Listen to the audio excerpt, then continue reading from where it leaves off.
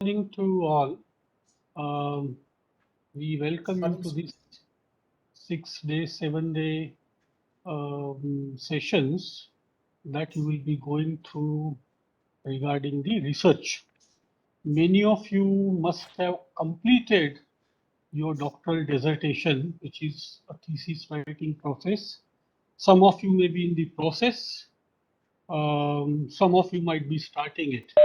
So all of you will be benefiting during this week-long program on various aspects of the research. जैसे कि madam ने बोला है कि हम यूनिट 1 के बारे में बात करेंगे आज और कल, तो आज मैं दो टॉपिक पे बात करूंगा, बेसिक अंडरस्टैंडिंग ऑफ रिसर्च और एक फिर आगे थ्योरेटिकल फ्रेमवर्क का एक कंसेप्ट है, right? Tomorrow we'll be talking about how to write proposal and the ethical issues. Okay, so before we start today's session, let's go through the Albert Einstein's saying. We all know that whenever we conduct research, we are into the so-called unknown or underexplored or unexplored. म्हणजे असे विषय ज्याबद्दल आपल्याला जास्ती माहिती नाहीये किंवा अशा विषयांसंबंधित कधीच संशोधन केलं गेलेलं नाही किंवा केलं गेलेलं आहे तर तिथे आपल्याला त्याचे आउटकम किंवा रिझल्ट्स हे पर्याप्त प्रमाणात मिळालेले नाही. So basic fundamental notion of research is that what we are doing is basically unknown to it, unknown to us. Okay, had it been known to us, then this will not be a research. It will only be so-called a process of a descriptive research.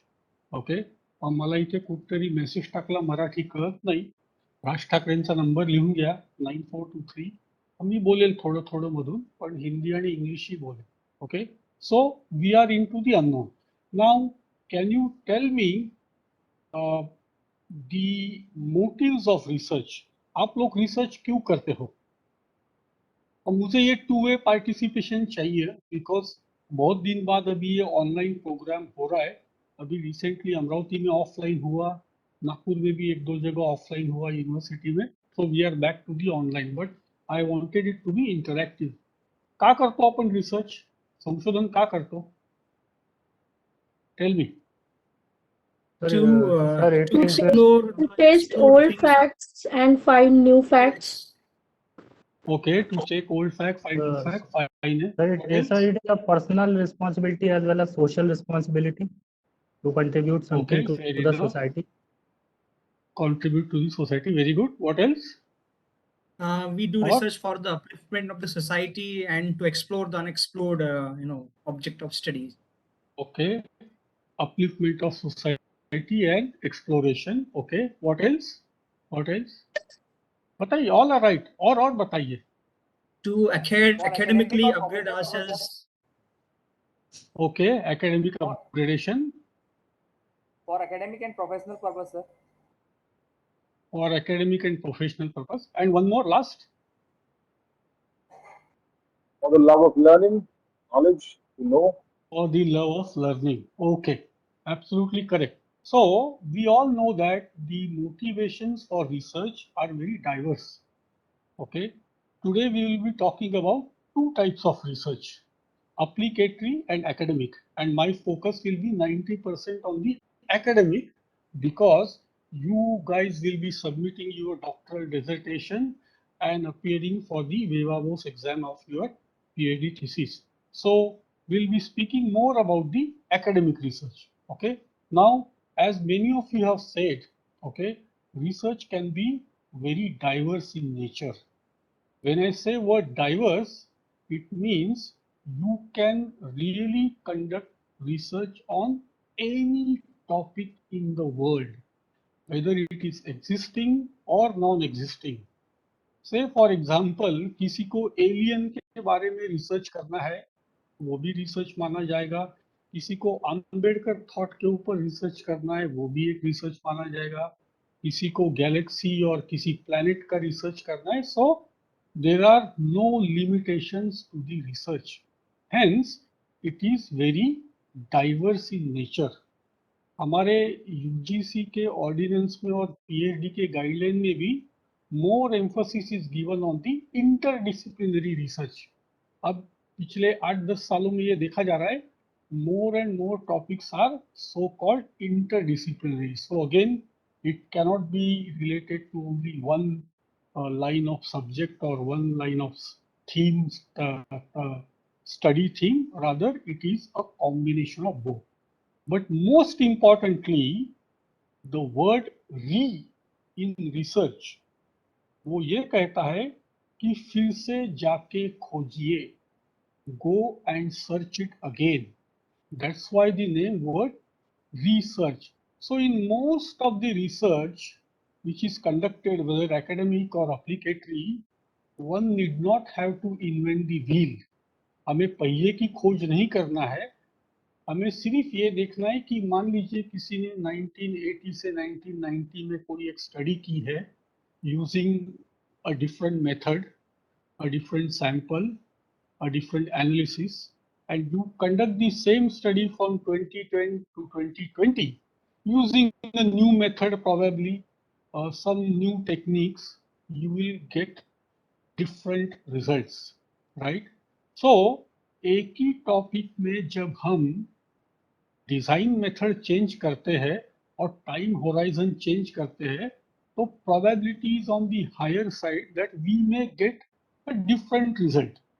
You may not get a very drastic different result, but more or less you will get the result which are deviating from the past study, and there could be n number of factors contributing to that, but primarily हमारा time series data. Now when we look at society, okay, social science में जब हम देखते हैं तो time series data ये बहुत बड़ा contributor होता है, because as we progress some of the socio-economic indicators tend to go up in the higher value. Say for example, if we talk about the malnutrition, if we talk about the poverty, then you will see that compared to the previous time series data, the data which you will collect in the recent series will be obviously on the higher side as a rule of thumb. There might be pockets or area जहाँ पर वो stagnant होगा, there might be pockets and area जहाँ पर वो declining trend में होगा या decay trend में होगा, right? So understanding the word "re" in the research. Now जो परिभाषा है संशोधन की, वो बड़ी सहज और सरल है। वो ये कहता है कि अगर हम किसी सवालों का जवाब खोजते हैं तो वो करते समय हमें ऑर्गेनाइज रहना है, we have to be logical, Marathi मध्ये तर्क, and in a systematic fashion. अगर ये तीन चीजों का कॉम्बिनेशन हमारे मेथड में आता है तो हमें उन सवालों के जवाब मिलने का रास्ता अपने आप मिलेगा। जवाब मिलेगा या नहीं, that we don't know, but if you follow organise, logical and systematic fashion, then that would be the right approach to address the problem under the research, right? Many a time people believe that while conducting a research we will get the truth. Now it may happen, it may not happen, but if you ask me, the chances of getting the truth are very, very slim. I would call it less than 5%. Now the question is, why 5%? Because unless and until it is a scientific experiment, okay, then the truth will be nearer. But for all other research which are conducted, you will have a very fluid truth, because your truth will depend on, again, the design, the method, the approach, and the conditions prevailing at the time of your research. So संशोधन करते समय हमें कभी भी सच्चाई नहीं मिल पाएगी, ये हमें ध्यान रखना है। Now the classic example of this is, आप सब लोगों ने 2 वैक्सीन के टीके लगाए होंगे, right? Now what is the efficacy of vaccine that we are using in India? कितनी है efficacy हमारे vaccine की? Any guess? For Covishield, it is around 60%, 62%, and for I think Covaxin, it is 70%. Right. And which vaccine has the highest efficacy? I think it's from Russia, that Sputnik. No, not Sputnik. I am just forgetting the name, but it is from Russia, No, I think. it is the Sputnik, and they claim the Sputnik. efficacy of 90%. 90%. Okay. Now you will see that although we have domestic vaccine, I wouldn't call it a domestic because they are developed outside, but still you are not protected 100% even after taking the vaccination doses. So आप ये कैसे कह सकते हो कि vaccine is effective? It cannot be effective 100.00%. सो आपको एक rule ध्यान में रखने का है. In the entire world, there is no such thing as 100%. नहीं है. 100% is a fallacy. It's an illusion. Okay. The nearest we can come is a 99.9999. और वो क्या होता है 99.99? What is that? किसको गिना जाता है 99.99 में? Purity of the gold. जब आप सोना खरीदने जाते हो तो आपको 100% सोना भी नहीं मिलता है. उसके ऊपर लिखा रहता है कि इट इज 99.49 होता है डेसिमल के बाद. It is that much pure. So if there is no 100% such thing, then coming to a truth while conducting a research can also be very challenging and at the same time illusionary, right? कुछ ऐसे medical sciences में invention हुए हैं जहाँ पे सच्चाई के काफी करीब गए, बट फिर भी हम 100% तक वहां पहुंच नहीं पाए because there are many reasons for the medical science itself as far as medicines are concerned, because हम लोग genetically सब अलग है. एक ही दवा का असर सब सर लोगों आवाज पे येत नाही अलग सर अलग. तुमचा. अरे बाबा येतोय ना. कमलाकर नवघरे येतोय का आवाज? येस सर येत आहे सर, आवाज येत आहे. आम्हाला येतोय सर, येतोय. हा, बघा तुमचं जरा नेट कनेक्शन. मला त्याची भीती नाही आहे. मला भीती आहे लोड शेडिंगची, म्हणून मी पूर्ण UPS लावलेला आहे. कारण सध्या महाराष्ट्रात लोड शेडिंग चालू आहे. पण फॉर्च्युनेटली आमचे शेजारी देवेंद्र फडणवीस असल्यामुळे वीज जात नाही.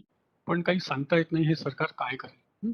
सो a truth will be a very difficult to achieve. So research is considered as a journey और एक्सरसाइज. तो एक प्रवास आहे, तो एक अभ्यास आहे.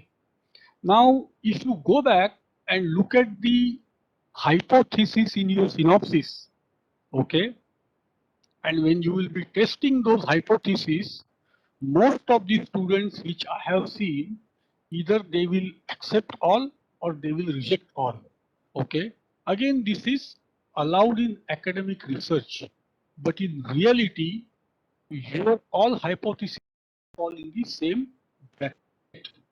Now why this is happening? This is happening primarily because of two things. Number one, you are making or formulating those hypotheses when you are writing your synopsis. ज्याला मराठीत गृहीतकृत्य म्हणतात हायपोथेसिसला.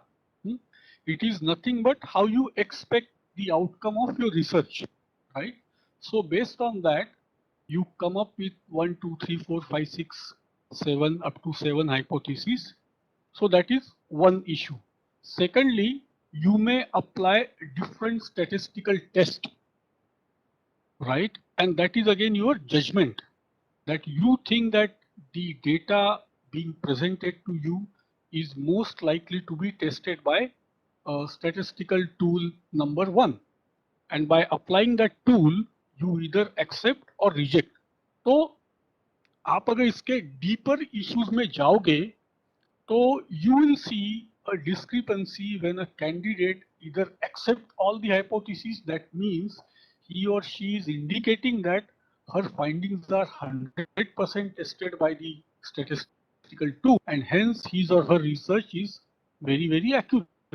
I am not denying, but again, it is very, very subjective how these hypotheses were formulated and how these were tested. So, even the science people, they keep in mind that truth will be quite a far achieving dream. You will come close, but you will not get up to 100.00.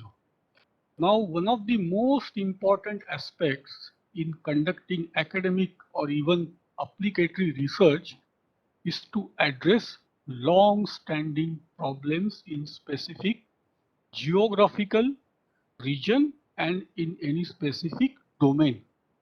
आणि तिथेच विद्यापीठांना हे आदेश देण्यात आलेले आहेत की तुम्ही ज्या भागात राहतात तिथल्या सामाजिक, आर्थिक, आरोग्य संबंधित, अर्थव्यवस्थे संबंधित, पर्यावरण संबंधित ज्या काही समस्या आहेत त्या समस्यांवर संशोधन करायचा प्रयत्न करावा. So in English, all universities are mandated to conduct research in specific geography, in specific domain where there are socio-economic, there are environmental, climatic, or even the economy related issues, long-standing problems. Okay, and this is one of the important aspects.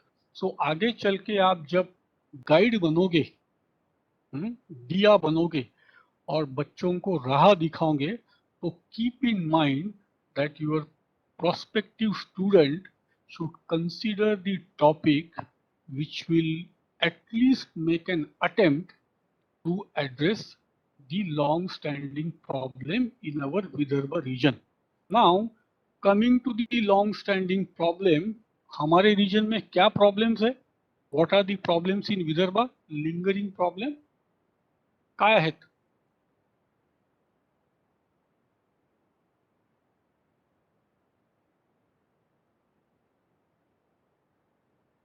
क्या problem है? Water scarcity, Water scarcity, okay. maybe during summer. Farmer suicide, Farmer suicide, very good. What else? What else? और क्या है? Lack of irrigation. Okay, lack of irrigation. Okay. Again, और क्या Connectivity. malnutrition, no, connectivity is very good in Vidarbha. If you say the what you call urban to rural connectivity, that might be issue. Yes, malnutrition is there in Chikhaldara and pockets of Yavatmal. It's there. It's not disappeared, but it is not a big problem. But it is there. It can be acknowledged. What else? काय सांगा ना अजून. आपण विदर्भात राहतो, आपल्याला विदर्भाच्या समस्या कळल्या पाहिजे. वेगळा विदर्भ हवा आहे आपल्याला. Sir, lack of modern industries, industrial development. Okay, lack of industrial development जो कभी हुई नहीं है. शेतमजुराची समस्या. शेतमजुराची समस्या. ओके.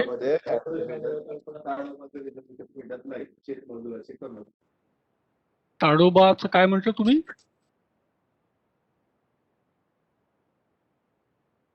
क्या एनवायरमेंट बोलना है क्या आपको? नाही सर, बाजूच्यांनी म्हटलं, मी शेतमजुराची समस्या म्हटलेलं होतं.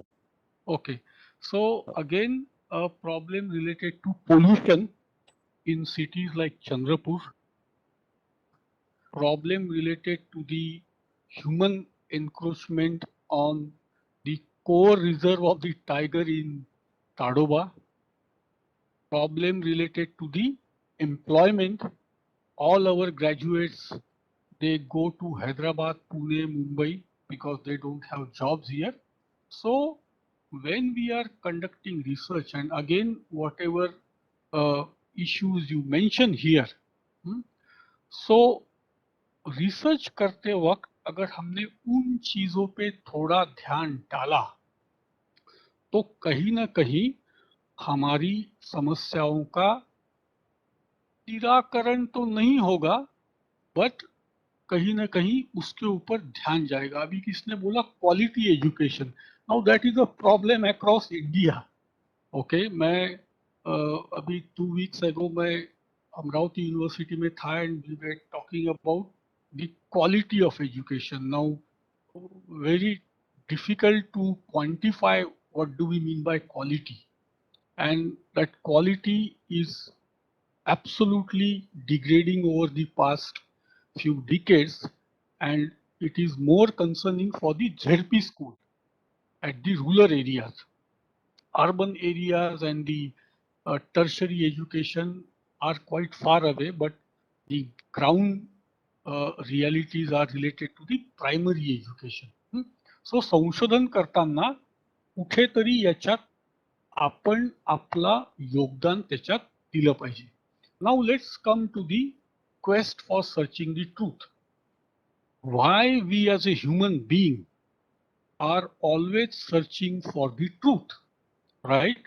Primarily, if you look at the ancient civilizations, ancient history of human civilization, then tradition and authority were the two drivers. जब लोग ग्रुप में रहने लगे, उनका कोई मुखिया बन गया, फिर मुखिया ने बोला ऐसा करो वैसा करो, और वहां से जो है उसको अथॉरिटी मिली, और वो अथॉरिटी के तहत कई चीजों की खोज जो है वो ली गई. नाउ अर्थ इज स्पेरिकल, ये सबसे पहले खोज किसने लगाया था? दुनिया गोल है, ये किसने लगाया था? खोज इसकी किसने की थी? कोपर्निकस. कोपरनिकस. ओके, और कोपरनिकस के साथ क्या हुआ? What happened to him? He was punished for that, sir. Actually. He was punished by the then king of that land. Basically, he lost his life. He was killed. Why he was killed? Because the authorities were saying that the earth is rectangular, and Copernicus was saying that the earth is spherical and it revolves around the sun. And he could not convince the so-called then the emperors of the Greek society, and as a result they called him fool, and he has to sacrifice his life. He was killed, right? So just like Copernicus, there were many researchers during that era, mostly coming from the ancient Greek. अगर हम दुनिया का इतिहास लेते हैं तो Greek, of course the Indian civilisation जहां हमने जीरो दिया, Aryabhata. Then the Middle Eastern civilisation जहां पे अलजेब्रा जैसा सब्जेक्ट जो हम अल बोलते हैं ना, algebra. Then of course geometry, Pythagoras, maximum चीजें ग्रीक सिविलाइजेशन के दौरान जो डॉक्यूमेंट हुई. ऑफ कोर्स उससे भी हम पीछे जाते हैं तो फेरोज के time in Egypt number of discoveries also made. So ये historical discoveries were all made primarily in the Asia, Central Asia, and the so-called today's Europe, which is only the country of Greece. A very contemporary research जो हुआ है वो mainland Europe में काफी हुआ है. Third one is a personal experience, and this is again proved to be a very interesting phenomena for the taking research forward. मी बरेचदा गमतीने म्हणतो आमच्या MBAच्या मुलांना, जर त्या काळचा आयझॅक न्यूटन कळमेश्वरला एखाद्या संत्र्याच्या शेतात एखाद्या संत्र्याच्या झाडाखाली बसला असता आणि वरून जर संत्र पडलं असतं आणि आपल्या विदर्भातल्या आईन्स्टाईननी खाल्लं असतं तर त्यांनी म्हटलं असतं रे बहुत कड़वा है, चल चाय पीने चलते. त्यांनी विचार नसता केला की वरून संत्र खाली का पडलं. But what Newton did when the apple fell down, he thought about it. And when he thought deeper and deeper and deeper, it led to the concept of gravity, what we call G is equal to 9.8, right? So personal experiences से कई सारी डिस्कवरियां हुई है, इसीलिए जब हम research की बातें करते हैं, right, we also talk about the empirical research, which means based on the observations, right, जो आगे मैं आपको बताऊंगा. So based on that, number of inventions के आर्किमिडीजचा सिद्धांत काय हो, what is the principle of Archimedes? इधर कोई फिजिक्स वाले है क्या, साइंस वाले लोग हैं? आर्किमिडीज प्रिंसिपल काय है? एनीवन? हे शाळेत शिकला असाल ना यार तुम्ही, थोडंही आठवतं काय झालं होतं आर्किमिडीजला, आठवतं का? एक साइड से अगर प्रेस किया जाए तो दूसरी साइड अपने आप ऊपर जाती है. एक साइड से प्रेस किया जाए तो दूसरी साइड ऊपर जाती है, ठीक है, हाँ. 10% करेक्ट. और Sir, if you are immersing something in a liquid, that then the amount of the force that is applied by the immersing body is equal to the amount of the liquid that is displaced. okay, it is 55-60% correct. तो Archimedes एक दिन नहाने के लिए उसके bath tub में उतरा. जैसे ही वो बाथ टब के अंदर गया तो बाथ टब का पानी बाहर आया. तो आर्किमिडीज ने ये सोचा कि मेरा तो वजन हाइपोथेटिकली मान लो 80 किलो है, तो ये पानी 80 किलो से ज्यादा बाहर क्यों आया, right? So that led to the principle of Archimedes. That means the volume of water displaced by the body is equal to or more than the weight of the body, and that led to the concept of buoyancy. जो किसी ने बोला था कि ऊपर से दबाया कि वो ऊपर आता, buoyancy का प्रिंसिपल आया. उसका एप्लीकेशन क्या हुआ? What was the application of Archimedes principle? क्या हुआ उसका एप्लीकेशन?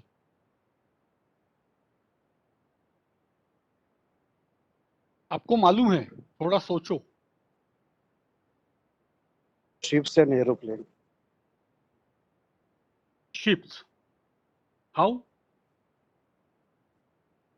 Volume जो उसके बेसमेंट में होता है, that should be increased more than the actual mass of the ship. That's So why it maybe can in float on the- maybe in submarines. Submarine. Okay, इसका aeroplane तो नहीं है sir. Aeroplane का concept completely अलग है, but the application immediately came to the ship. How? Prior to that only ships made out of wood were floating on the water, क्योंकि लोगों को लगता था अगर लोहे की शिप बनाएंगे तो वो पानी में लोहा डूब जाएगा. बट आप इमेजिन कीजिए, जब आप समुद्र में एक टाइटैनिक जैसी शिप देखते हैं जिसका वजन मान लो 1,00,000 टन है, तो वो शिप जब पानी में खड़ी होती है तो आपको समझ में आना चाहिए कि ये शिप 1,00,000 टन से ज्यादा का पानी डिस्प्लेस कर रही है, इसलिए वो पानी में खड़ी हो रही है. सो इमीडिएट एप्लीकेशन आर्किमिडीज का ये हुआ कि लोहे की शिप बनना चालू हो गई और लकड़ी की जो शिप थी वो धीरे धीरे कम हो गई, और मेजर जो वर्ल्ड पावर थे जिन्होंने दुनिया पे उस समय ट्रेडिंग के लिहाज से कब्जा किया था, they gradually shifted towards the so called iron built ship, है ना. So personal experiences, there are an number of example. तुमच्यापैकी काही जर सुदैवानी शिक्षक असाल तर कृपा करून आपलं बेसिक ज्ञान जे असते ना ते खूप परफेक्ट करा. कारण मी आता जळगाव विद्यापीठात होतो 3 आठवड्यापूर्वी, तिथे मी शिक्षकांना खूप रागवलं. त्यांना म्हटलं तुमचाच घडा अर्धा भरलाय, तुम्ही काय ज्ञान द्यायला ना, आपण क्वालिटी बद्दल बोलतोय म्हटलं. आपल्याला गोष्टी माहीत पाहिजे, नसतील तर त्या माहीत करून घेतल्या पाहिजेत, because somehow all these dots are connected, right? So n number of things were discovered from the personal experience, many, and majority of some of the modern inventions were also very accidental, not meant to occur, but then they had that eureka moment and they said yes, this is something which can be done. So आपकी ability to observe, आपकी ability to contemplate from what the observation is saying, right? That is the driving force. Then there are two methods. One is a deductive and second is a inductive. Now, at the end of 6 or 7 days, you will have to appear for an examination. Online exam होगी आपकी. तो जो important है वो मैं दोहराऊंगा. ये session के इम्पोर्टेंट एस्पेक्ट है डिडक्टिव एंड इंडक्टिव, इसको याद रखिएगा, ये एग्जाम में आ सकते हैं. And then of course the so called scientific inquiry, जिसको हम रिसर्च के नाम से जानते हैं. सो what Einstein said is the imagination is the highest form of research.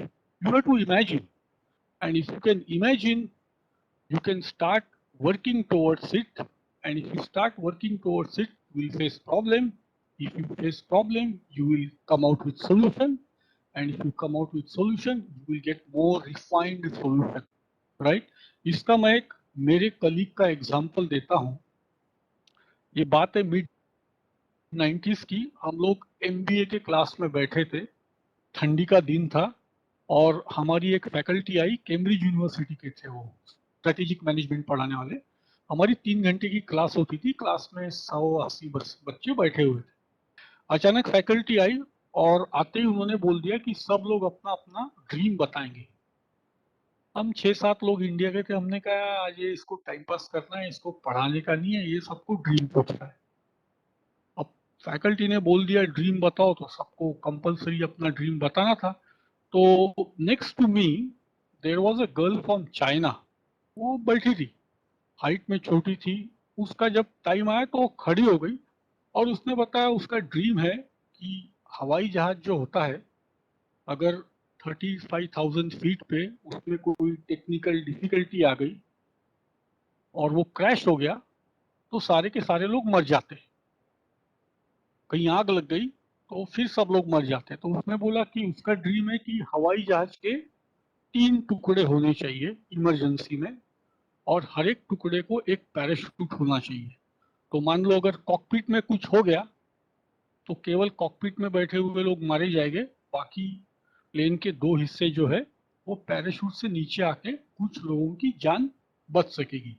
अगर विंग्स पे कुछ हुआ तो बीच वाले लोग मरेंगे, पर सामने और पीछे बैठने वाले पैराशूट से नीचे आएंगे. अब उस समय हमको लगा कि शायद ये ड्रीम ही होगा इसका, ये तो रियलिस्टिकली पॉसिबल नहीं है. But I was very surprise. Couple of years ago, just 17-18 की बात होगी, कनाडा में उसके नाम का पेटेंट बन गया और वो हवाई जहाज बनने वाला है. ऐसा हवाई जहाज बनेगा जिसमें वो लड़की का ड्रीम था और वो पैराशूट वाला हवाई जहाज बनेगा. पेटेंट हो गया है, हवाई जहाज बनने की प्रोसेस भी हो रही है.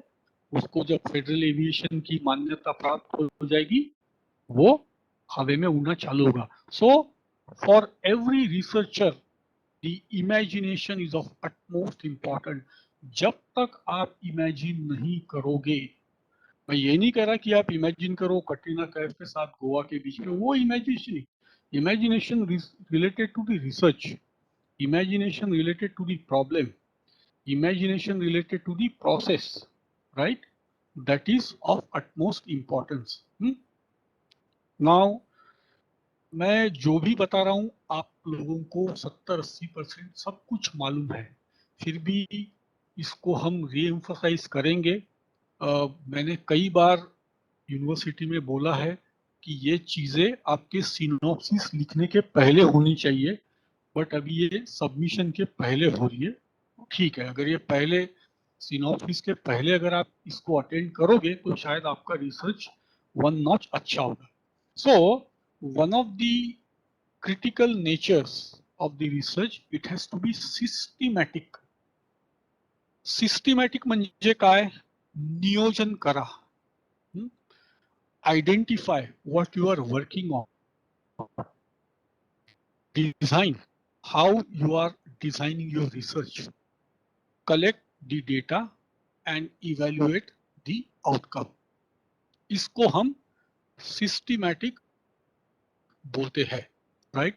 जस्ट लाइक अगर मैंने आपको 5 कोर्स मील सर्व किया तो आप सूप लोगे, उसके बाद एपेटाइजर लोगे, उसके बाद मेन कोर्स लोगे, उसके बाद डेजर्ट लोगे. सो सिस्टमैटिकली हम खाना खाते हैं. ऐसा नहीं कि हम पहले मेन कोर्स खाया फिर सूप पिया. No, we follow that process. So that is called as systematic. संशोधन करताना त्याच्यामध्ये सिस्टमॅटिकता असणं आवश्यक आहे. यहाँ कहीं भी आपका 19-20 हो गया तो उसके इम्पैक्ट आपके आउटकम पे आ सकते हैं. Clear? Second, which I emphasize the most, logical. तर्क. Unless and until you are not arguing or not making arguments, then that research has no meaning, right? तो कई बार ये हिस्ट्री, लिटरेचर, लैंग्वेज, ये लोग जो होते हैं उनको भी लॉजिकल आर्ग्यूमेंट उनके एनालिसिस में डालना है. कॉमर्स मैनेजमेंट तो है ही है, साइंस.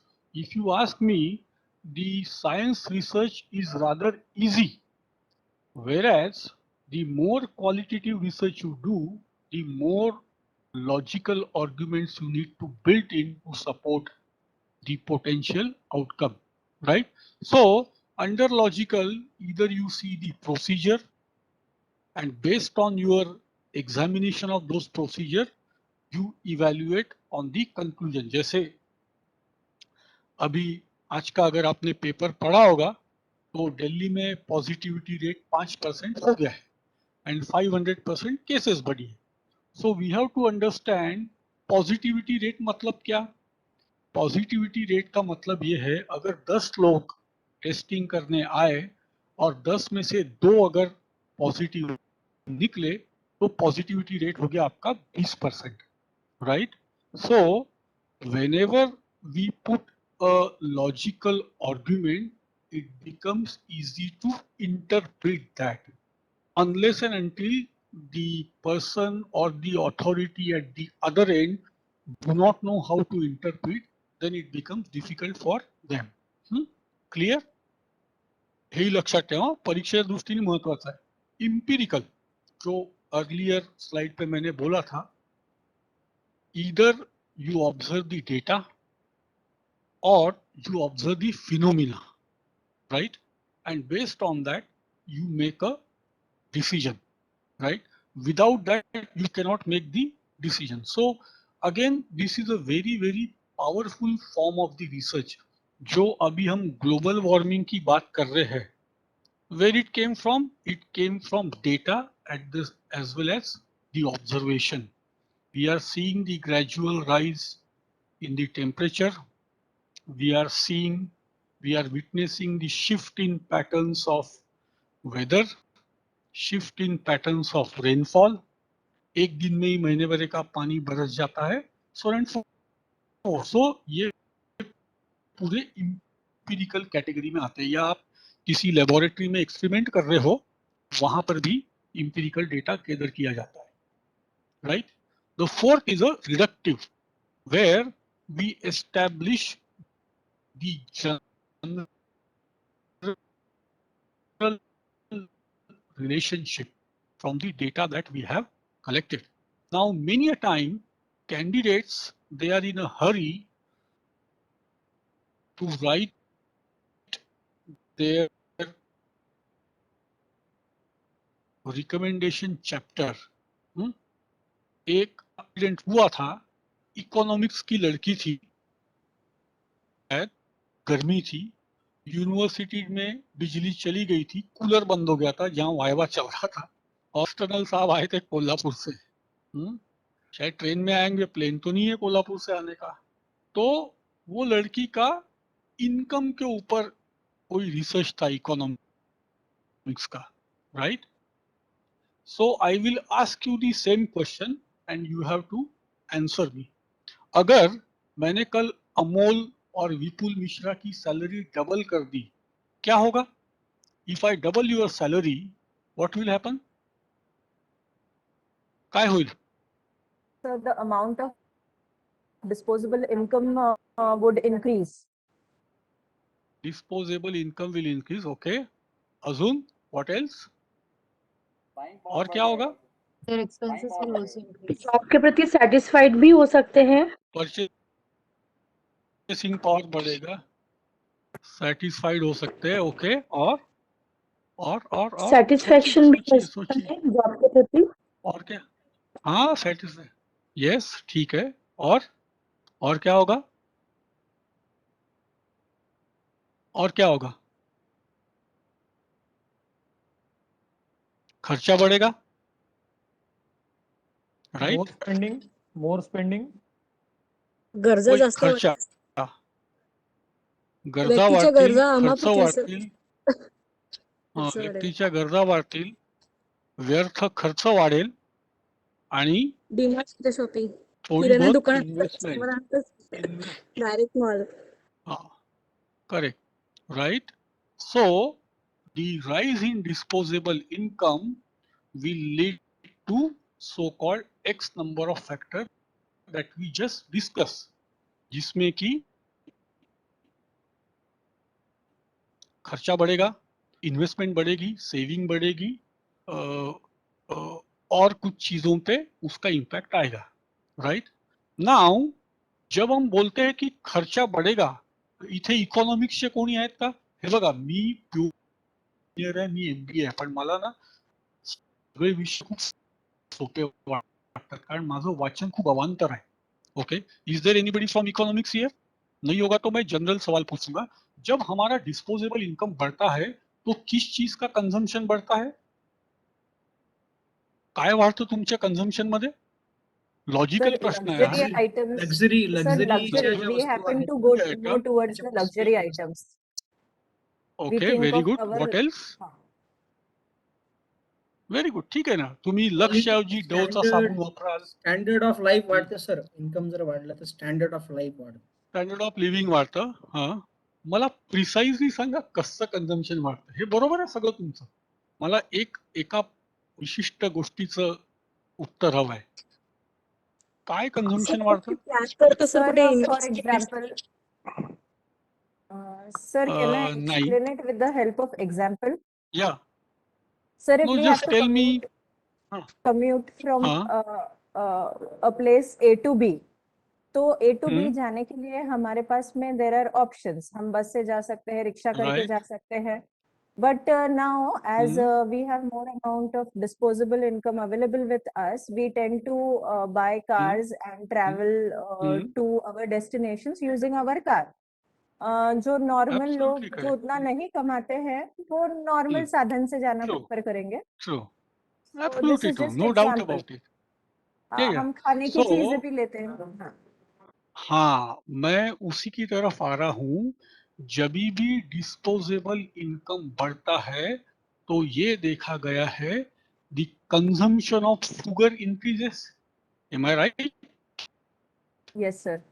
अगर अभी मैं आपके घर में आया, जितने भी यहाँ 30, 40, 50 लोग बैठे हैं, तो I can guarantee that more than 50% house hold will have some sort of sweets or mithai in their refrigerator. Now the question is consumption of excess sugar a necessity? The answer is hell no. Can we live without it? Of course we can. Then why do people consume sugar? हा खूप मोठा phenomena आहे बरं का. तुम्ही बघा, थोडं मराठीत सांगतो. माझं वय 51 आहे. आम्ही लहान असताना अगदी कोणी न सांगता जर पाहुणा आला तर महिन्यातनं एकदा गोड बनायचा आमच्या घरी, आणि ते असायचं शिरा. जिसको हिंदी में आप हलवा बोलते हैं. महीने में एक बार वो बंदी खाया, शाम को भी खाऊंगा. So as a researcher, you should ask yourself a question: isn't that a sign of affluence, the consumption of excess sugar? Absolutely yes. और excess sugar कंज्यूम करने से क्या होगा? हेल्थ क्या होगा problem, excess sugar? Health issues. Health issues. Health. Issue आएगा. आपका वजन बढ़ेगा या आपको डायबिटीज हो सकता है, करेक्ट। सो अभी समझिए ये इकोनॉमिक्स के लड़की ने क्या किया था। उसने बोला था rise in disposable income leads to consumption of excess sugar and consumption of excess sugar lead to the gain in weight. So A leads to B, B leads to C, therefore A leads to C. तो उसने ये बोला कि disposable income बढ़ने से इंसान का वजन बढ़ता है और वो एक्सटर्नल को इसके ऊपर आ गई आपत्ति। अब वो जनरल रिलेशनशिप थी ये, और उसने बोला कि वो स्टूडेंट थी, सीनियर थी, मतलब लड़की नहीं थी, एजेड थी, तो बोले madam if A can lead to B, B can lead to C, how A can lead to C. तो वहां पे माहौल थोड़ा तनावग्रस्त हो गया। और वो जो एक्सटर्नल थे वो शायद शिवाजी यूनिवर्सिटी के थे, बड़े इकोनॉमिस्ट हो सकते हैं, मैं तो उनको उतना जानता नहीं था, बट वो उसके ऊपर अड़ गए। वो बोले ये एक्चुअल मिसरिप्रेजेंटेशन। तो वो कैंडिडेट ने बोला सर मैं इसको तुरंत करेक्ट कर दूंगी, और मामला वहां पे थोड़ा ठंडा हो गया। सो ऑलवेज रिमेंबर वो उसकी इनोसेंट गलती थी, उसने जानबूझ के नहीं किया था ये। तो आप जब रिलेशनशिप निकालते हो ना डेटा से, if A is leading to B and B is leading to C, therefore A leads to C, that is highly incorrect. You have to be extremely cautious while establishing the relationship and at the same time testing the relationship. मैं आऊंगा उसके ऊपर भी आऊंगा, क्योंकि यहाँ पर हमारे मेजर बच्चे जो है, मैं विदर्भ के बच्चों की बात करूंगा, हम लोग गलती कर बैठते हैं और वो इनोसेंट मिस्टेक होती है, और वो उस दिन अगर लाइमलाइट में आई तो वो थोड़ा एम्बेरसिंग होता है, क्योंकि मैं आपको 100% स्टैम्प पेपर पे लिख के दूंगा, आपका गाइड उसको कभी भी चेकिंग करते समय नोटिफाई नहीं कर पाएगा। इक्का दुक्का अगर कोई होगा गाइड तो वो आपको बताएगा कि भैया इसको करेक्ट कर, ये ट्रबल में आ सकता है। तो while doing this reductive relationship kindly be on alert. लोक घाई घाईत करतात, त्यांनी पहाड तुटला का, ए इक्वल टू सी नाही, पण त्या प्रोफेसरांचं मत होतं की बया तुला आचार्याची डिग्री मिळते तू अशी कशी चूक करते। सो उनका भी पॉइंट वैलिड था। तो ऐसी चीजें करो मत। सो रिलेशनशिप एस्टैब्लिश करते समय थिंक अबाउट इट, किससे क्या होता है और किससे क्या नहीं होता है, correct. And then of course the replicable part, जहाँ पे आप अगर साइंस के लोग हो तो आप लेबोरेटरी में एक्सपेरिमेंट कर रहे हो या फील्ड पे काम कर रहे हो, या आप जूलॉजी वाले हो तो किसी जानवर का एक्शन देख रहे हो। So replicable. So these are the 5 types of natures of the research. Clear. अब बहुत इंटरेस्टिंग फिनोमिना बताऊंगा। इथे सोशल साइंसचे किती लोक आहेत हो? 5, 10, 15 मैक्सिमम लोग कहाँ से यहाँ पे, कौन सी फील्ड में काम कर रहे लोग, थोड़ा बताइए मेरे को। हाँ ह्यूमैनिटीज, हाँ मैं एक्चुअली वो धार्मिक मैडम को पूछना भूल गया। इंजीनियरिंग आपके काम की चीज है ये, इंजीनियरिंग ये आपके काम की चीज है। देखो English good. So in 2018, in the second quarter, a study was published in the Journal of Nature Communication, और वो स्टडी में ये पाया गया कि जो लोग चश्मे पहनते हैं वो इंटेलिजेंट होते हैं। बरोबर आहे। आपल्या इकडे समाजामध्ये ही प्रथा आहे। जुन्या काळी मलाही चष्मा होता 8वी पासून, तेव्हा हुशार म्हणायचे मला। आजकाल सगळ्या मुलांना चष्मा आहे, कारण ते डोरेमन बघतात आणि मोबाइल वर खेळतात, और पिछले 2 साल के लॉकडाउन में तो आंखें सबकी खराब हो गई। सो wearing the glasses is associated with higher level of intelligence. अब ये ऐसा पहला एक स्टडी किया था यूके में, which was done by the University of Edinburgh. इन्होंने क्या किया, ये स्टडी के साथ साथ लोगों का कॉग्निटिव और जेनेटिक डेटा भी उन्होंने एनालाइज किया और गैदर किया। और उनका सैंपल था 3 लाख, जिसमें 16 साल से लेके 102 साल तक के सैंपल एजेस थे। और जो यूके का बायो बैंक था और एक कॉग्निजेंट कंसोर्शियम था, उन्होंने ये स्टडी किया, राइट। पहला क्या था, चश्मा लगाना मतलब इंटेलिजेंट, और ये सब चश्मे वाले लोगों का कॉग्निटिव और जेनेटिक डेटा भी लिया गया। अब इंटरेस्टिंगली आगे देखो, हमने जो पिछले स्लाइड पे रिलेशनशिप की बात की थी ना, see how it can be dangerous. Their analysis found a significant genetic overlap between their cognitive function, reaction time, and many health variables, including eyesight, hypertension, and longevity. मतलब ये 3 लाख लोग जो इकट्ठे किए गए थे, इनको पता चला कि इनके जीन्स में वो ओवरलैप है। किन चीजों का? इनका cognitive function, reaction time, eyesight, hypertension, longitude. मतलब उनको ये पता चला कि ये 3 लाख चश्मे लगाने वाले लोग, इनमें ये चीजें कॉमनली दिखाई देती है। Now specifically people who were more intelligent were almost 30% more likely to have genes which might indicate they need to wear the glass. अब उन्होंने बोला कि जो ज्यादा होशियार है, क्यों? क्योंकि उनके पास उनके माँ बाप से ऐसी जीन आई हुई है। माँ कलेक्टर है, बाप कलेक्टर है, तो बेटा भी उसको वैसी जीन मिलेगी। तो उन्होंने बोला कि 30% लोग ऐसे भी हो सकते हैं कि जिनके पास जीन्स है इंटेलिजेंस की, और उनको चश्मा लगाना पड़ता है। लॉजिक क्या है? इंटेलिजेंस और चश्मा। क्लियर? तो आगे चलते हैं। अब while being more intelligent may be linked to poor eyesight. अब लोग चश्मा क्यों लगाते हैं? क्योंकि भैया उसको दिखाई नहीं देता।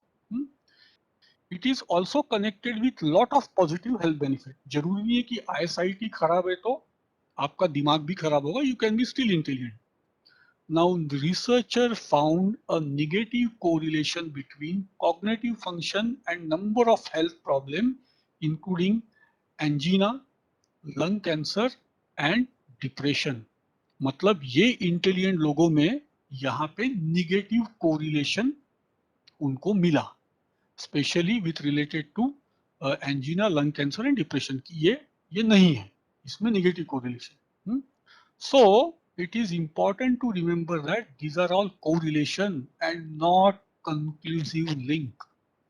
जब भी जो हमने बोला A leads to B and B leads to C, हे कोरिलेशन आहे। आता मला सांगा,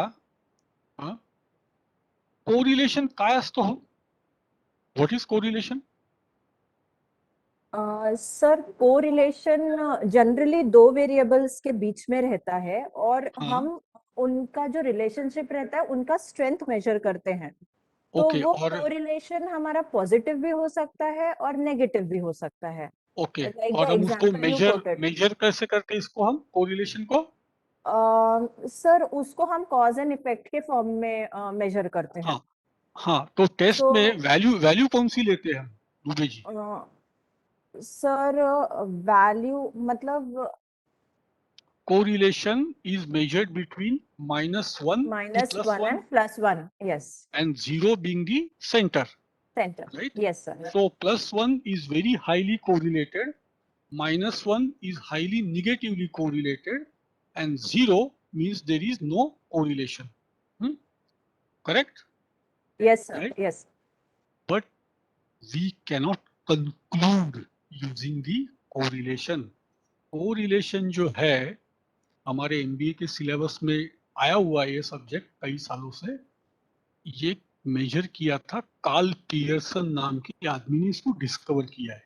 हम इसको KPCOC बोलते हैं, Karl Pearson coefficient of correlation, right?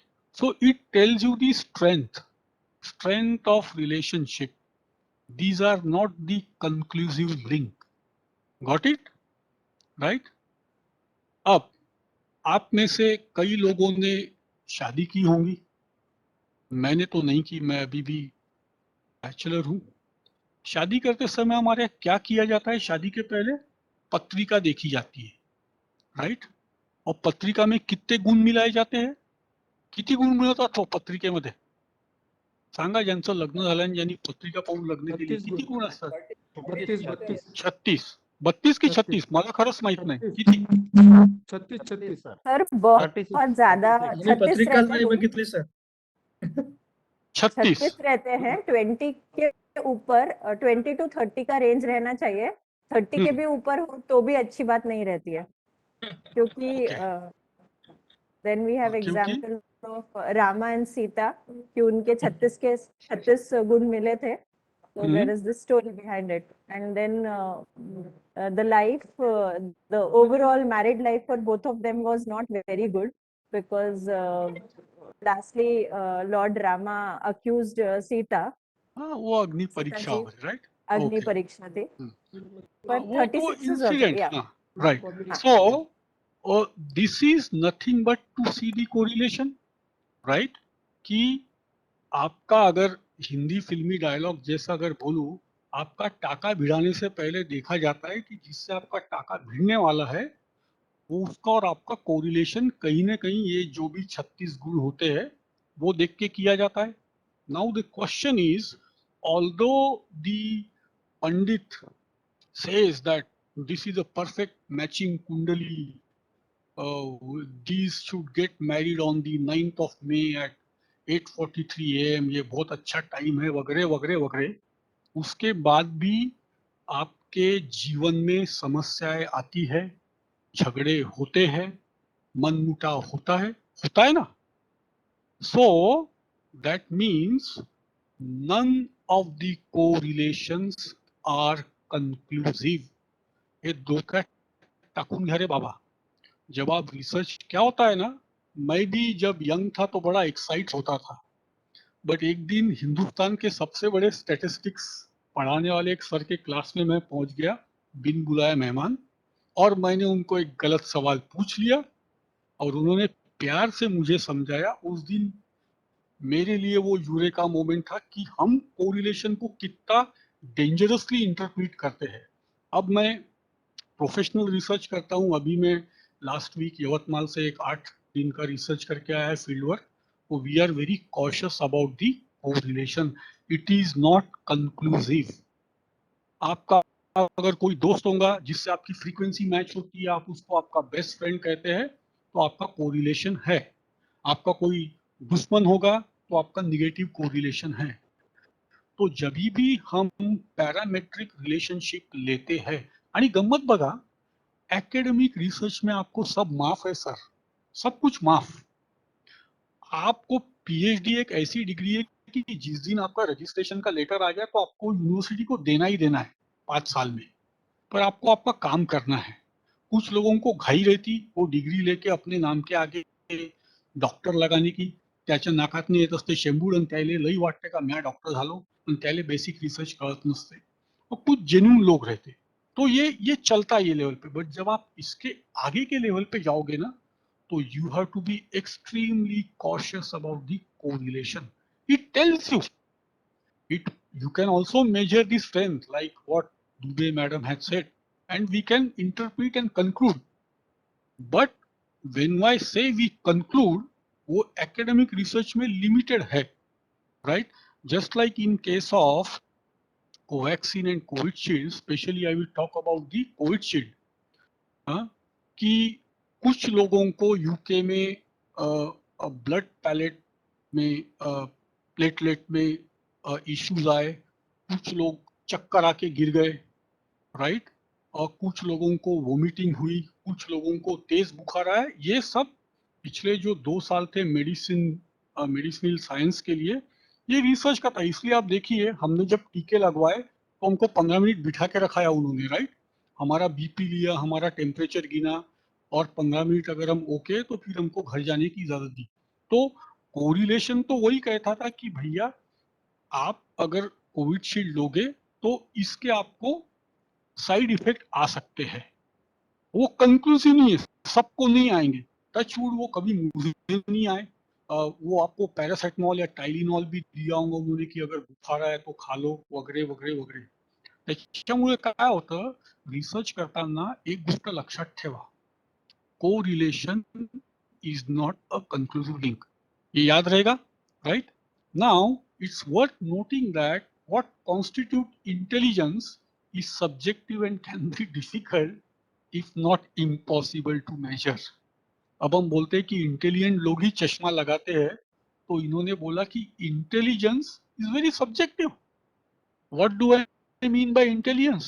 If somebody can tell me 1 plus 1 equal to 2, is he intelligent? Or if somebody can tell me 36 plus 827 to the bracket 5, उसका जवाब वो दूंगा तो वो intelligent? We really don't know. Although intelligence हम कैसे major करते हैं? How do we measure? काय करतो आपण? We find the IQ, है ना? IQ test. हाँ, हम IQ करते हैं ना major. So correlation. So there is already plenty of empirical evidence. इसको अंडरलाइन किया है मैंने. empirical evidence है. क्या? जो लोग चश्मा लगाते हैं, चाहे आपको जरूरत हो या नहीं हो, बट लोग आपको इंटेलिजेंट समझते हैं. ये empirical evidence है. जैसा एक empirical evidence है कि जो कल हनुमान जी के मंदिर में गया, जिसने हनुमान चालीसा का पठन किया, वो हनुमान भक्त है. भले उसने बाहर 5 मर्डर किए होंगे, 10 लोगों के पैसे खाए होंगे, 40 लोगों को धोखा दिया होगा, बट मंदिर में उसको जिसने देखा वो बोलेगा कि ये श्रद्धालु आदमी है. तो ये स्लाइड मैंने इसलिए डाली है कि empirical evidences and correlation can be dangerously misleading if interpreted in a wrong way. Number of studies have found that people who wear glasses are perceived as smart, more dependable, industrious and honest. Study की गई है और उनको ये पता चला है कि जो चश्मा लगाता है वो इनमें 4-5 क्वालिटी है. Again cannot be generalise but perceived the empirical evidence. Clear? आगे चलते हैं. अब कुछ लोग यहाँ बोले इंजीनियरिंग के लोग हैं, वो उनके लिए ये मैंने एक स्लाइड डाली है कि जब हम साइंस और टेक्नोलॉजी की बात करते हैं, it is always evolving, changing, emerging. म्हणून एक गोष्ट लक्षात ठेवा, कंप्यूटर साइंस ये मैंने नागपुर के किसी ऑटोनोमस कॉलेज के वो बच्चों को दिया था, तब ये स्लाइड मैंने डाली थी. Now you see on here, these are the topics and here it is a frequency. If you look at 2008, ये मेरा पॉइंटर देखिए, यहाँ पे मोर और लेस सब पीक हुआ, सब कंप्यूटिंग मेथड, मैथमेटिक्स, सॉफ्टवेयर, ब्ला ब्ला ब्ला, ये पीक हुआ और वहां से ये डिक्लाइन में आ रहा है. Now if you look at the frequency, frequency दो चीजों से आपको पता चलती है, एक है ACM और एक है IEEE. अब IEEE, this is publicly available data. अब इसमें आप अगर देखोगे तो ये जो येलो कलर है, ये दिस इज अल्गोरिदम, और ये ऊपर का जो येलो कलर है वो इंफॉर्मेशन साइंस. बट रिसर्च सबसे ज्यादा कंप्यूटर में कहाँ हो रहा है? Algorithm and database management. ये दो प्राइम एरियाज है जहां पे अभी भी रिसर्च की frequency, this is a frequency, ये बताता है कितने बार इसके ऊपर रिसर्च हो रहा है. वैसे ही जब इंटरनेट की भी बात हुई थी, नेटवर्क एक आता है इंफॉर्मेशन साइंस में. 1995 में ये आपके सिक्योरिटी के क्लस्टर आए थे. जब हम वेब पे सर्फिंग करने जाते तो यूजेबिलिटी कैसी है, टेस्टिंग कैसा है, टूल क्या है, मोबिलिटी कैसी है, एनाटॉमी कैसी है, कोलैबोरेशन. जितना बड़ा डॉट उतना वो इम्पोर्टेंट, और जितना थिक लिंकेज उतना वो सिग्निफिकेंट. वैसे ही 1995 में मल्टीमीडिया आया था, वर्ल्ड वाइड वेब शुरू हुआ था, राइट? तब ये पूरे यूजर इंटरफेरेंस हो गया, डेटाबेस हो गया, बाद में आपका नेटवर्क सिक्योरिटी हो गया, ये सब इशू तब हॉट थे. अगर आज की बात करते हैं ये न्यू मिलेनियम की, तो अब हम इंटरनेट, राउटिंग, प्राइवेसी, तो ये साइंस वालों के लिए जहाँ पे तरक्की हर साल हो रही है, for them it becomes a very important for them to select a topic. अजूनही आपल्याकडे लोक अल्गोरिदमवर रिसर्च करतात, प्रोग्रामिंग वगैरह लिखतात, दैट इज फाइन. बट आप ग्लोबल लेवल पे देखोगे तो साइंस वालों के लिए ऐसे कई साइट्स और डेटाबेसेस अवेलेबल है जिसमें करंट ट्रेंड ऑफ रिसर्च बताया गया है. On the contrary, management, social science, आपका स्टैटिस्टिक्स, ये वेरी मच लोकलाइज मतलब लोकलाइज मतलब इंडियन हिसाब से मैं कहूँगा यहाँ पे खदान है प्रॉब्लमों की, और ये प्रॉब्लम रिकरिंग है। फार्मर सुसाइड कभी खत्म नहीं होगा, हाँ, बाकी सोशल इनजस्टिस है वो खत्म नहीं होगा. So these are gradually changing, they won't change overnight. मग रिसर्च कसं पाहिजे? It has to be smart, specific. Now कई बार जब हमारे मैनेजमेंट का एखादा बच्चा आता है ना थीसिस का टॉपिक लेके, तो मेरा ब्लड प्रेशर बढ़ाने वाला एक टॉपिक है जिसका नाम मैं आपको बताऊंगा. चंद्रपूर जिल्ह्यातील चंद्रपूर जिल्हा मध्यवर्ती बँकेच्या चंद्रपूर जिल्ह्याच्या विकासात योगदान आढावा 2000 ते 2010. It's a very broad topic. It doesn't tell me what exactly the candidate is trying to look into it. He just telling me that he is using Chandrapur Madhyavarti Bank and seeking its role in the development. Nor he is telling कौन सा development देख रहा है वो, economic, social या industrial, या वो ये भी रोल नहीं बता रहा कि बैंक का रोल क्या था, कौन से एंगल से, क्रेडिट एंगल से या सपोर्ट एंगल से या और कोई एंगल से. सो टाइटल तो आपका बन गया है, प्रॉब्लम भी बन गया है, बट आगे चल के ध्यान में रखना, it has to be specific. The more specific it is the better it is. Right? तुम्ही तुमच्या घराला नावं देता आनंदवन, विहार, मग तसं घर असलं पाहिजे ना. तुम्ही स्मशान घाटाला द्याल का नाव आनंदवन? नाही. So the name itself tells lot of thing. The moment I read a title on your thesis, I get to know what is inside it. If the title is perfect, probably the curiosity to get deeper. अब आप बोलोगे sir title का तो काम हमारा नहीं है, वो आरआरसी का है. बराबर आहे. आता कुठे किती विद्वान कसे ते मला इथे सांगता येणार नाही, पण तरी आपण प्रयत्न केला पाहिजे की तुमचा टाइटल आणि स्टेटमेंट ऑफ प्रॉब्लेम हा अत्यंत स्पेसिफिक असला पाहिजे. क्या होता है, the moment it become diffuse, तो फिर आपका रिसर्च डाइल्यूट होने लगता है और चांसेस ऑफ एरर बढ़ने लगते हैं. जैसे अर्जुन को केवल मछली की आग दिख रही थी, या अर्जुन को नहीं, अर्जुन को पंछी पे पेड़ पे बैठे हुए पंछी की आग दिख रही थी. Right? That is specific. Focus. Second, measurable. Every research has to be quantified. अब यहाँ पे जब भी किसने बोला कि मैं आर्ट्स या इंग्लिश लैंग्वेज से रिसर्च कर रही हूँ, तो वो पूछेंगे सर मी कसं करू. बरेचदा हिस्ट्री आणि लिटरेचर मध्ये क्वांटिफिकेशन करायला त्रास जातो. त्याच्या मेथड आहेत असं नाही आहेत की नाही आहेत, पण most of the time these topics are described as a descriptive research with in-depth analysis. तो अगर आप इन फील्ड से हो और आप क्वांटिफाई करने में कहीं ना कहीं आपको लगता है आप कर नहीं पाओगे, तो आपको आपका एनालिसिस का डेप्थ, ज्याला तर्कल म्हटलं तो मगाशी लॉजिकल, ते टाकायचं आहे. मेजर वही होगा जो आपको पता चलेगा क्या मेजर करना है.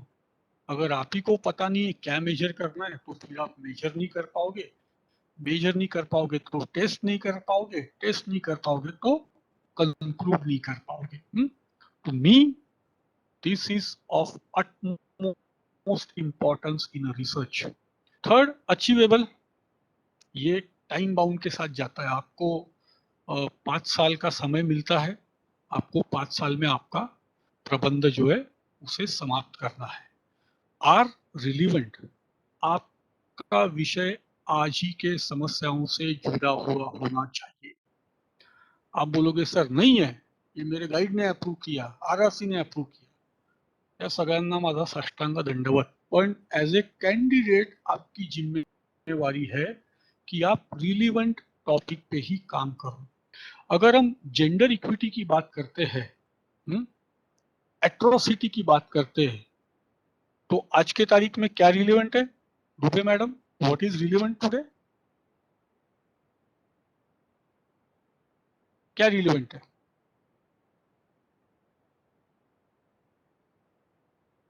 बरं कोणी त्या उत्तर, अरे झोपले का रे तुम्ही, जराशे ताजे तवाने व्हा ना. रिलिव्हंट काय आहे जेंडर इक्विटी मध्ये आजच्या तारखेला, काय चालू आहे समाजात?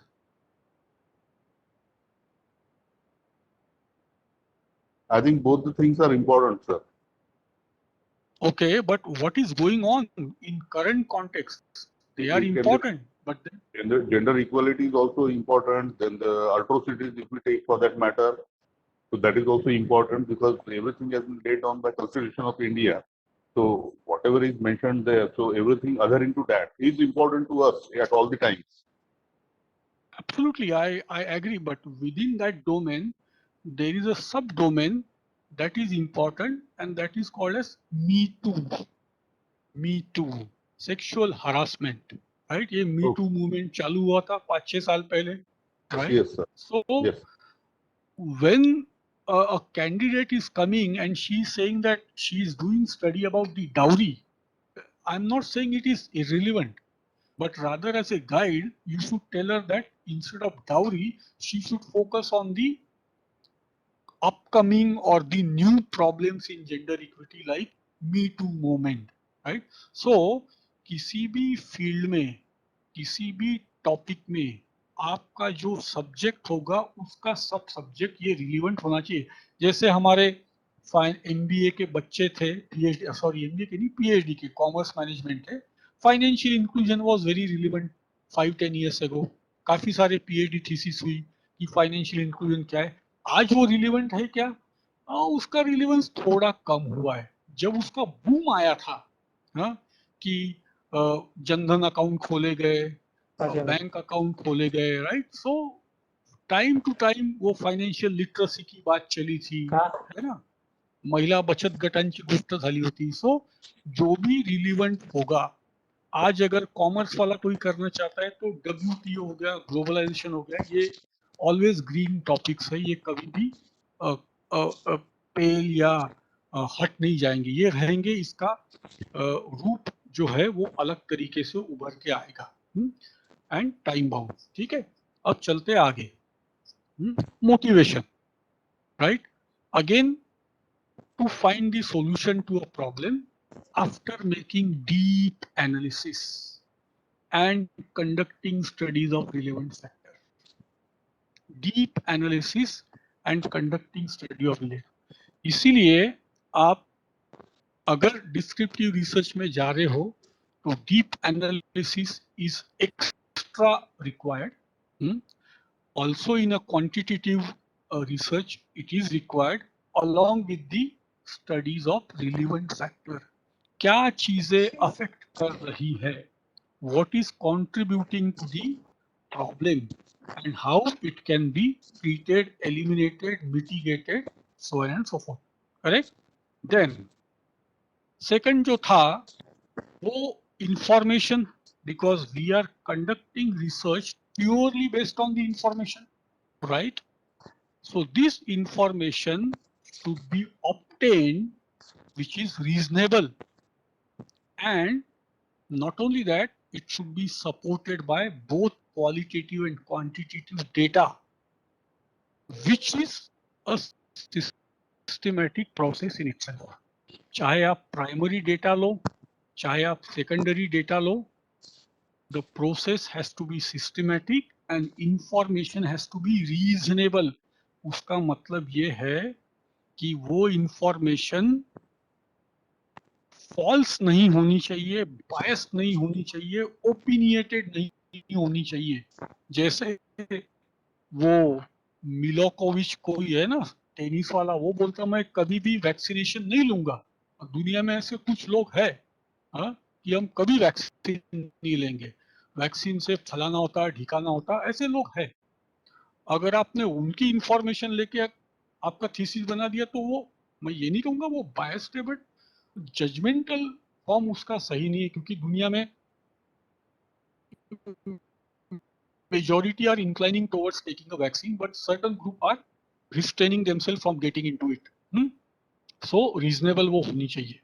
Then मोटिवेशन में ये भी होता है कि हम ऐसी मेथड का डिजाइन करें जो हमारे टॉपिक से जुड़ी हुई हो और उसके लिए पर्याप्त हो. sufficient for the problem under statement. Depending on the gravity of your problem statement, a complementary method can be attached. है ना? अगर आपको बहुत जोरों की भूख लगी है इंस्टेंट, आपको 2 मिनट मैगी नूडल खाना चाहिए. आपको मॉडरेट भूख लगी है तो आप पोहा खाइए, राइट? आप 2 घंटा इंतजार कर सकते हैं, फिर आलू पराठा खाइए, पूरन पोली खाइए. तो depending on the severity of your problem, method can be design, है ना? It also involves the process of collecting and describing and reporting the information. Thus, in simple term, finding answers that resolve the uncertainties of a problem. जैसे हमने शुरुआत में बोला था कि uncertainty होती है, तो उसको अगर हटाने के लिए हमने उसके जवाब ढूंढे तो उसको हम रिसर्च बोलेंगे, right? So now let's look at the scientific method. ये आपके एग्जाम के एंगल से इम्पॉर्टंट आहे. याला आपण शास्त्रशुद्ध का म्हणतो? Because we develop and delimit, we develop the problem and define and delimit it. Delimit का मतलब ये होता है हम उसको लक्ष्मण रेखा के अंदर बांध देते हैं क्योंकि हमको 5 साल में वो कंप्लीट करना होता है, right? While doing that, just like Dubey madam said, we identify independent and dependent variable. ये बहुत जरूरी है. मेरे को कॉन्फिडेंस है कि आप में से 50% लोगों ने ये सोचा नहीं होगा सिनॉप्सिस के टाइम और इवन अभी भी. अभी जो डेटा आपके पास आया हुआ है, make sure you identify dependent and independent variable. उसके ऊपर मैं 2 मिनट में आता हूँ. Then of course the anticipated outcome, जिसको हम hypothesis बोलते हैं, वो हम बनाते हैं. We collect the data with the maximum internal and external validity so that data cannot be, misleading, and at the same time the error, जिसको data sanitization हम बोलते हैं, those can be minimized. Analysis and interpretation, right? Now dependent or independent variable काय असतात सांगा बरं.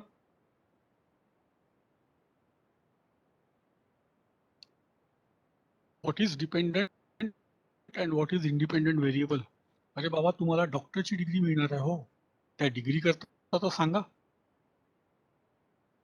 क्या है. What is dependent and what is independent variable?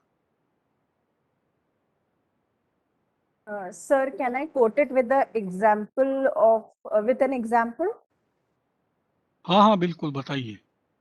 Sir जैसे हम एक कोरिलेशन, हम एक हमारा ऑब्जेक्ट मतलब एक हमारा इक्वेशन रहता है जिसमें on the left hand side we can have our dependent variable and on the right hand side of the equality we can have the independent variables. Okay, so we can say कि एक company का sales बढ़ रहा है, ठीक है? तो cells can be a dependent factor and independent factor उसमें हम डिजिटल मार्केटिंग को कंसिडर कर सकते हैं. ओके, सो जस्ट अ वेग एग्जांपल कि हम बोल सकते हैं कि हमारा सेल्स डिजिटल मार्केटिंग की वजह से बढ़ रहा है. So A can be the independent variable, that is digital marketing. B can be the dependent variable, that is sales. So there is a relationship between both of them. So in a similar way, we can have many independent variables and they can be a dependent variable. Okay, very good. So मैं आपको simple term में समझाता हूँ, जो चाय के टपरी वाला भी समझ जाएगा. आपके पास 2 व्हीलर है, होंडा एक्टिवा. सो अगर मैं आपके 2 व्हीलर का एक्सेलरेटर 10 डिग्री से ऊपर करता हूँ, बढ़ाता हूँ, तो मेरे एक्टिवा की स्पीड ये 15 किलोमीटर पर आवर से बढ़ती है. The higher the degree of accelerator, the higher is the speed. So the speed is dependent on the degree of accelerator. So degree of accelerator becomes independent and speed become dependent क्योंकि वो बदलती है इसके साथ, right? तो इसको हम कहते करते हैं यूनिवेरिएट एनालिसिस। एक अगर बदलेगा तो दूसरा कैसे बदलेगा। अगर डिजिटल मार्केटिंग बढ़ाया तो सेल बढ़ेगा, right. One variable is link to another variable, और इसका एनालिसिस हम यूनिवेरिएट स्टैटिस्टिकल मेथड से करते हैं। अब मान लीजिए यूनि के जगह बाय वेरिएट हो गए और बाय के जगह मल्टी हो गए। अब बहुत सारे वेरिएबल आ गए। Now take an example which is my favorite example. चाय की टेस्ट सगळ्यांना उत्तर द्यायची आहेत बरं का. मी तुम्हाला प्रश्न का विचारतो, तुम्हाला जागं झालं पाहिजे, तुम्हाला थोडं आपलं डोकं ऍक्टिव्ह केलं पाहिजे. चहाची टेस्ट कशावर डिपेंडेंट है, मैं मराठी में पूछूंगा या हिंदी में पूछूंगा. चाय की टेस्ट किसके ऊपर डिपेंडेंट है बताओ. amount of sugar and the amount of milk you are adding. Okay, combination of milk. Okay, milk, sugar, हो and गए. obviously tea. The flavor which we are Okay, adding to tea, it, it can be masala number 4. masala. Okay, And preparation. Sir okay. जिभेवर आहे, प्रत्येकाच्या जिभेवर. प्रत्येकाच्या जीवावर number 5. और अपन बर्तन में बना रहे हैं. टाइम वर पण नाही सर कौन से बर्तन में बना रहे हैं. सर उसको कितना टाइम पका रहे उसको, कितना टाइम घेतोय. ओके, 7. किती दूध पण घेतलं, किती पाणी पण ते झालं, त्याच्यामध्ये दूध ऍड पाणी झालं ते झालं. अजून सर आप उसको कब कंज्यूम कर रहे हो, तुरंत बनाने के बाद या फिर 1 घंटे बाद? बनाने की ट्रिक नहीं, वो कंज्यूम का तो अलग है. ठीक है, कंज्यूम तो हम जनरली गर्म ही करते हैं. बनाने की ट्रिक और बताऊं, टाइप ऑफ बर्तन. आपका बर्तन पीतल का है, स्टेनलेस स्टील का है, एल्यूमिनियम का है, कॉपर का है या मिट्टी का है. आप किसके ऊपर चाय गर्म कर रहे हो, चूल्हे के ऊपर कर रहे हो, एलपीजी के ऊपर कर रहे हो, सोलर के ऊपर कर रहे हो, राइट. सो अभी कितने वेरिएबल हो गए, अभी हो गए 15-16 वेरिएबल हो गए. अब मैंने अगर बोला, मैंने आप सबको 1 कप चाय पिलाई और मैंने बोला मुझे बताइए इसमें सबसे बड़ा वेरिएबल क्या इम्पैक्ट कर रहा है. So as a researcher you will get confuse. आपको समझ भी नहीं आएगा कि मैं इनमें से इसमें क्या बताऊं, कि क्या ज्यादा अफेक्ट कर रहा है, राइट. तो रिसर्च में ये पॉसिबल है कि how we can determine in a multivariate. यहाँ पे ये सब चीजें चाय के टेस्ट को अफेक्ट कर रही है. Multiple variables are affecting the test. So if I collect the data very cleverly and I use a principal component analysis. ये एक एनालिसिस होता है, प्रिंसिपल कंपोनेंट एनालिसिस. तो और उस बेसिस पे मैंने अगर डेटा कलेक्ट किया तो मुझे एग्जैक्टली पता चलेगा कि वो बर्तन है, कि वो मसाला है, कि वो चाय पत्ती की क्वालिटी है, कि वो किस तरीके से गर्म किया गया है. इन रिसर्च ऑलवेज रिमेंबर, जितना आसान दिखता है ना उतना डिफिकल्ट होता है वो क्वांटिफाई करने के लिए. Extremely difficult to quantify, right. अगर मैंने बोला आप हैप्पी क्यों हो, आप बोलोगे मुझे अच्छा पगार मिलता है, मेरा रिस्पेक्ट होता है, बीवी रोज मेरे लिए सब काम करती है. There could be thousands of parameters of happiness. वो मैं आगे उसके ऊपर भी बात करूंगा. सो आपल्या संशोधनातले डिपेंडेंट इंडिपेंडेंट व्हेरिएबल पहिले कळलं पाहिजे की हे हलवलं की हे हलतं. हे लक्षात ठेवा बरं का. अभी आपकी पीएचडी की नैया शायद आगे चली गई होंगी.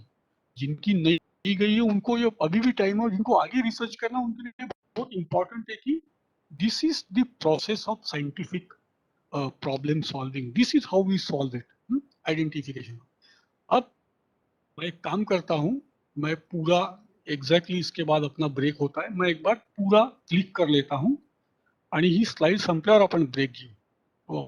अपन परफेक्टली टाइम पे चल रहे क्योंकि मेरा इसके बाद ही ब्रेक होता है. Let me click everything so that you get to see. और मैं माउस के पॉइंटर से आपको बताऊंगा.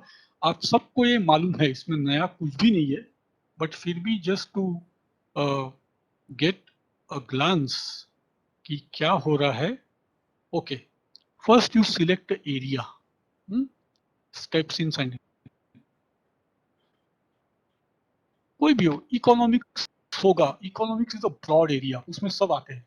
आप साइंस ले रहे हो तो ब्रॉड है, उसमें आते हैं. Then you come to a topic.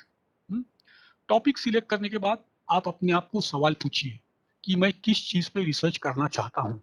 जैसे ही आपके मन में सवाल आया, आप लिटरेचर में ढूंढिए इसमें काम हुआ है क्या।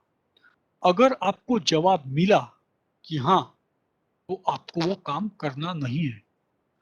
अगर आपको जवाब नहीं मिला तो try to refine your research question कि क्या मैं इसको बेहतरीन तरीके से और कैसे करूंगा। रिफाइनमेंट के बाद गो टू द लिटरेचर। जवाब मिला, जरूरत नहीं है, चेंज करो। नहीं मिला तो आप आपका क्वेश्चन फॉर्मुलेट करो। फॉर्मुलेशन के बाद go with the hypothesis, goal and objective, right. Then the most important part is a study design. जो लोग pharmaceutical, botanical, zoological, medical science से रिलेटेड होते हैं, उनको इथिकल इश्यू जरूरी होता है। अगर वो किसी चूहे की जान ले रहे, किसी पेड़ को मार रहे, किसी के ऊपर टेस्ट कर रहे, किसी का कंसेंट नहीं ले रहे, सो इथिकल इश्यूज आपके डिजाइन में जरूरी होते हैं, right. Then comes to the population and sampling. अब कई बार ये मैंने देखा है, आप में भी ऐसे लोग होंगे जो हाँ बैठे होंगे। अभी हम ऑनलाइन पे है इसलिए ऑफलाइन में मेरे को तुरंत समझ जाता है। आप मुझे पूछोगे तो ये मैं कॉमर्स और मैनेजमेंट और बाकी चीजों के बारे में बोल रहा हूँ। आपका पीएचडी का सैंपल कम से कम 1100 से 1200 होना चाहिए, अगर आपका टॉपिक ब्रॉड है तो। पर आपका टॉपिक ही अगर बहुत नीश है, जैसी एक स्टूडेंट आई थी ये एकेडमिक स्टाफ कॉलेज में, वो बच्चों के ल्यूकेमिया के बच्चों पे स्टडी करी थी। तो मैंने उसको बोली कि सर मेरे को अभी तक 25-26 ही बच्चे मिली है ब्लड कैंसर वाले। फिर मैंने उसको कुछ हॉस्पिटल रेफर किए, कुछ डॉक्टर रेफर किए, तो उसका सैंपल बढ़ बढ़ के 128-135 कुछ हुआ था। और फिर वो आगे आगे जैसा उसका स्टडी हुआ तो वो 150-200 तक गया। तो आपका टॉपिक ही अगर बहुत नीश है तो आपका पॉपुलेशन और सैम्पलिंग आप एडजस्ट कर सकते हैं। यूनाइटेड नेशन और वर्ल्ड बैंक क्या बोलता है, आपका पॉपुलेशन जिसको हम कहते हैं P, और सैंपल को कहते हैं S. So if P is 100, then S has to be 5% ये होना चाहिए। अब आप बोलेंगे सर मैं 5% कैसा लूँ, नागपुर की जनता 25 लाख है, मेरे पास टाइम पैसा नहीं है। इसीलिए एकेडमिक्स में अभी मैं आपको बताता हूँ, मैं जो यवतमाल में काम किया ना, मैं टोटल सैंपल प्लान किया था 275 8 गांव का, और मेरा एक्चुअल सैंपल जो मैंने फील्ड पे काम किया वो आया होगा लगभग 348 या 347 आया होगा। और वो गांव का टोटल पॉपुलेशन था 8 गांव का मिला के मोटा मोटी मान लो 17,000। तो 17,000 में हम लगभग 400 के आसपास गए थे। ये प्राइवेट प्रोजेक्ट था। जब हम गवर्नमेंट का काम करते हैं तो गडचिरोली में हमने 2 लाख सैंपल लिए थे पॉपुलेशन में से। सो दिस इज वेरी इंपॉर्टंट। कई बार आपको एक्सटर्नल पूछेगा की बाबा एवढंच का घेतलं रे, मग सांगता आलं पाहिजे बरं का, डिफेंड करता आलं पाहिजे। आपले पोरं शॉर्टकट मारतात, 100, 200, 250 घेतात, त्याले डबल करतात आणि पेलून देतात थीसिस मध्ये। ये मत करो, इनको करना है वो खुशी से करे, but we have to be extremely careful.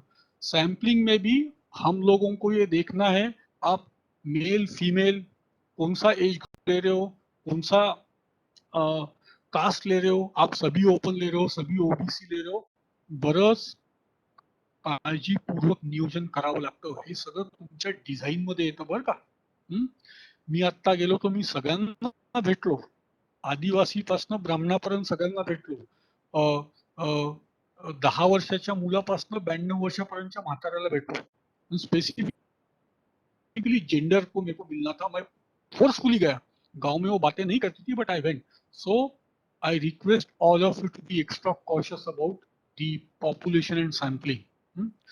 Then variable जो हमने बोला था, डिपेंडेंट इंडिपेंडेंट, आप वेरिएबल निकालिए। और होता क्या है, ये सब चीजों में आपका टूल, आपका सैंपल, इसमें आता है बायस। रिसर्चर बोलता है अरे यार कर लेंगे, अरे देख लेंगे, अरे चलता है, अरे किसको पता चलेगा, राइट। क्या हुआ मुदलियार मैडम, आपने हाथ खड़ा किया। बलजीत मुदलियार, काही प्रश्न है का तुम्हाला, या मेरे को हाय बोल रहे हो? अरे रुको, मैं टाइम बाउंड मैनर में हेलो। हाँ पूछिए। हाँ सर, मेरा क्वेश्चन है लाइक पॉपुलेशन एंड सैम्पलिंग से related. As I am doing my research in English literature, so the works which I'm selecting of a particular author, will that come under population and sampling? Now इन्होंने एक सवाल पूछा है जो मैं हिंदी में बताता हूँ. ये लिटरेचर पे काम कर रही है और एक ऑथर उन्होंने सिलेक्ट किया है जिसके ऊपर ये काम कर रही है. तो इनका सवाल है कि वो पॉपुलेशन सैम्पलिंग में आएगा क्या. अब नंबर 1, हाँ और ना भी. हाँ इसलिए क्योंकि वो ऑथर शायद जिंदा हो सकता है या वो ऑथर की कुछ किताबें हो सकती है अगर वो जीवित नहीं है तो. सेकंड, वो ऑथर की विचारधाराओं का पालन करने वाली कुछ कम्युनिटी हो सकती है जो आपका अल्टीमेट सैंपल बन सकता है. Right. So it up to the author or the researcher, sorry not author, up to the researcher how to read it. Say for example, कुछ साल पहले दलित पैंथर मूवमेंट का एक पीएचडी करने वाला एक कैंडिडेट आया. मेरा सब होने के बाद वो मेरे को बाहर मिला यूनिवर्सिटी में. सर बोले दलित पैंथर का तो सब लोग खत्म हो गए, अभी कोई जिंदा नहीं है, जो है वो लीडर नहीं है. बट प्राइमरीली वो मराठवाड़ा रीजन में थे. तो मैंने उसको बोला जितने लोग जिंदे हैं और जितने लोग मरे हैं या उनके ऑर्गेनाइजेशन में थे सब आपका पॉपुलेशन होगा और आपका सैंपल भी वही होगा. So to answer your question, yes, as much as possible you try to gather people in physical form. Digital form में तो आपको बहुत कुछ मिल जाएगा, बट आपको अगर उनके अनुयायी, उनकी विचारधारा, उनके लिटरेचर के फॉलोअर, उनके क्लब अगर मिले तो वहां से आपको तेजी से इंसाइट मिलेगा. It is always recommended to meet the person in physical form, have a one-to-one discussion with them rather than searching for the information on the web. The prior exercise leads to the higher legitimacy and effort by the researcher. Hence, the level of confidence increases. Got it?